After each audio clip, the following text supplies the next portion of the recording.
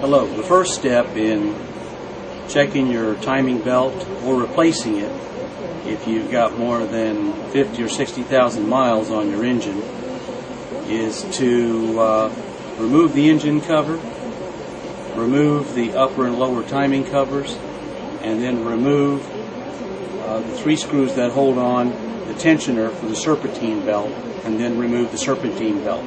It's easiest to do the job if you remove the 2 splash guards. There's this one that's in the front, then there's another one under here. It's an engine splash guard, and it's helpful to take those off.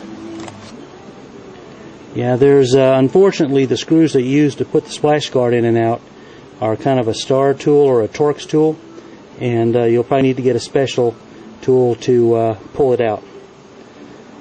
I guess a Phillips screwdriver's or a hex head is just was too easy to do.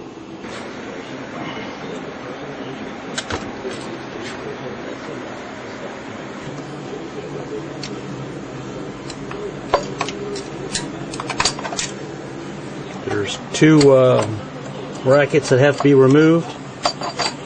Then you have to remove this hose, get it out of the way. Then the timing cover comes off after you move it to this side of the hose nozzle.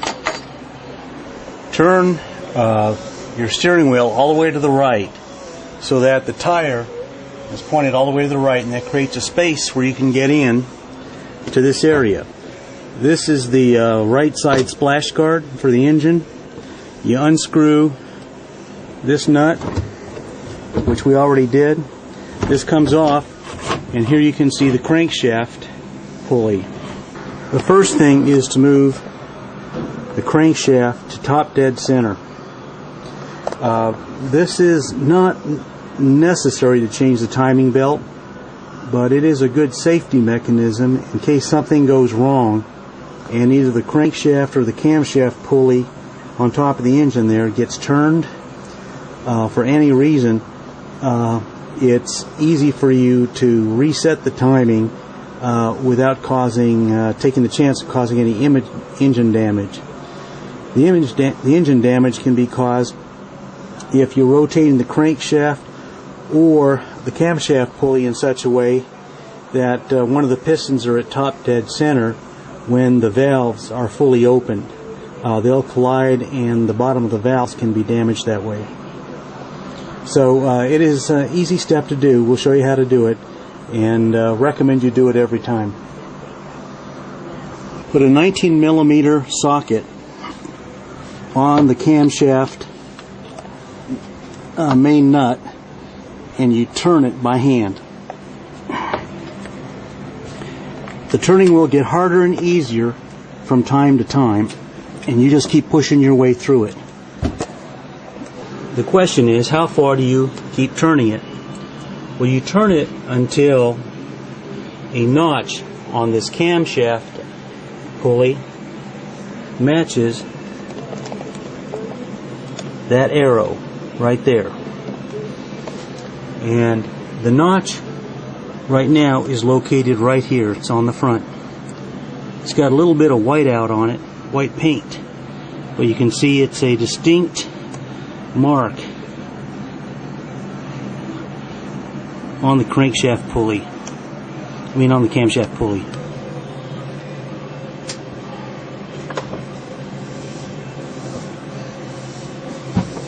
Okay, there it is, all lined up. And you can see that mark here is lined up with the arrow here. The lower timing belt cover is like down there somewhere. You can see a little piece of it right here, and the bolts that remove it are 10 millimeters. The lower timing cover has to come off, and there are 3 bolts. One here, one there, and one a little higher. A little hard to see, but it's right about, hang on a second, there. And then this lower timing belt cover will come off from either the top or the bottom. We have to remove the serpentine belt, also called a V-rib belt, which is this thing here. It's pretty easy. Take a 15 millimeter open end wrench, you put it on this dude here, pull real hard, and slide the belt off.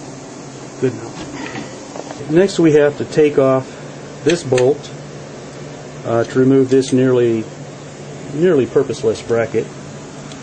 Then these 3 bolts that are holding on the tensioner pulley that push the tension on the serpentine belt. Amazingly enough, they're all 13 millimeter.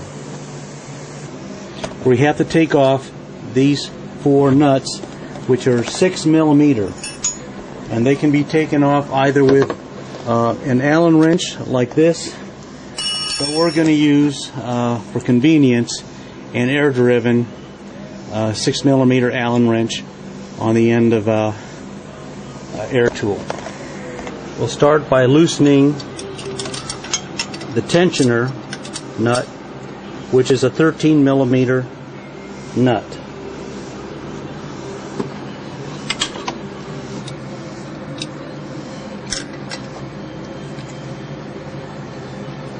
Then push the pulley back. That takes the tension off the timing belt. The timing belt can be worked off. This is a brand new timing belt. Look at the teeth. Look at the sides. There's no separation. There's no missing teeth. And there's no roundedness on the ends of the teeth here. Now take a look at our worn timing belt.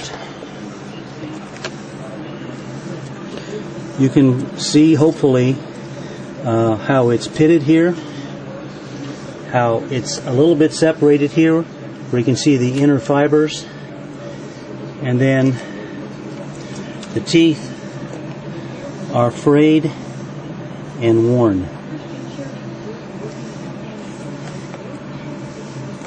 Some parts of the timing belt, if we look lower, have got chunks missing or coming out. Once the tensioner has been loosened, it's easy to take the timing belt off, and there it comes off. And notice that we have 2 problems in terms of getting the timing belt out of the way. We have this structure here, which is part of the mount that holds the engine in the engine bay under the hood. It suspends it there. So if you would take this out, the engine in a sense would drop down. And then there's another point down underneath where it's behind the crankshaft pulley. So we have to take that pulley off.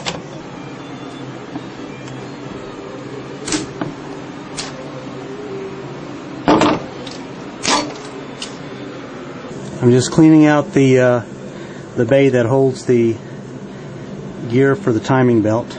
Now I'm going to run a hydraulic jack right here with a piece of wood on the top, so we don't have metal to metal contact here and do damage. And I'm going to jack it up, and to support, just as I touch, I'm going to stop jacking to support the weight of the engine right there.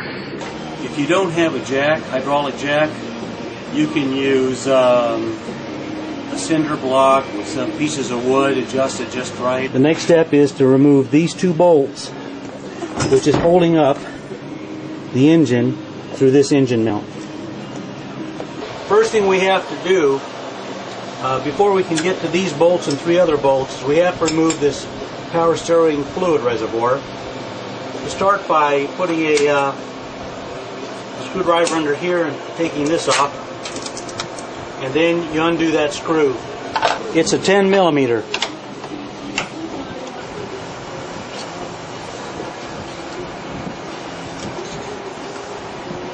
Now we got to take off this nut, this, or at least this, and this, and we can slide that out. The sizes are 18 and 18, 16, 16, 13, 13.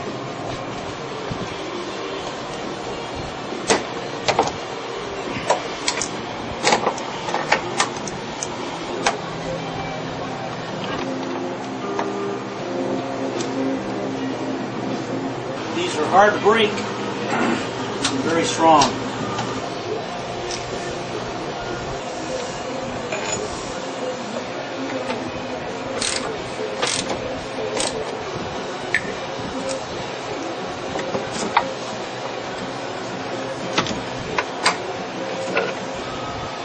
We have 3 bolts to take out. 1 here and 2 down there we can only get from under the car. All 3 bolts are 16 millimeter. Here's one of the bolts from underneath the car. The other is directly above it, about 5 inches. It can't be seen, but it can be felt and taken out. There's enough room.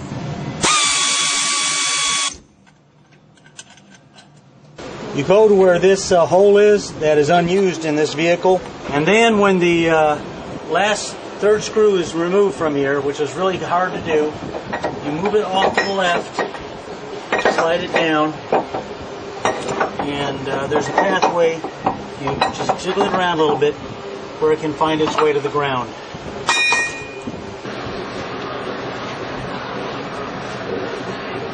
Now you just put the timing belt on.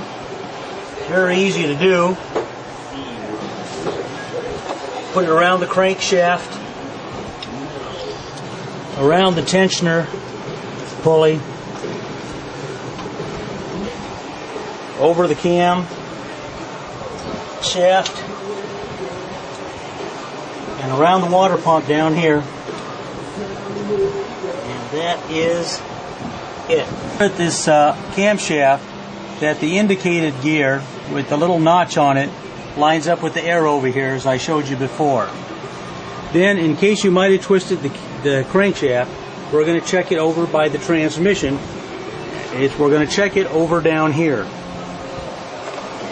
If you go down in this area and look very carefully, you'll be able to see a square window. I'm going to zoom in on it.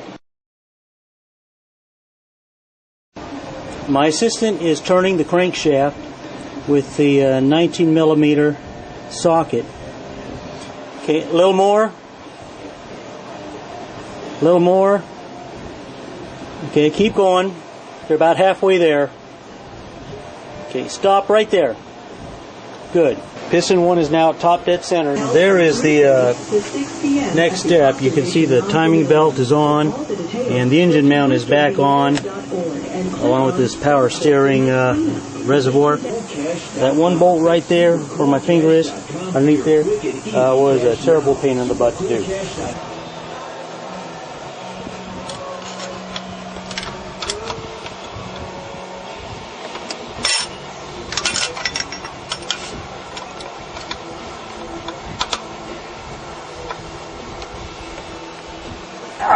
Good. Done.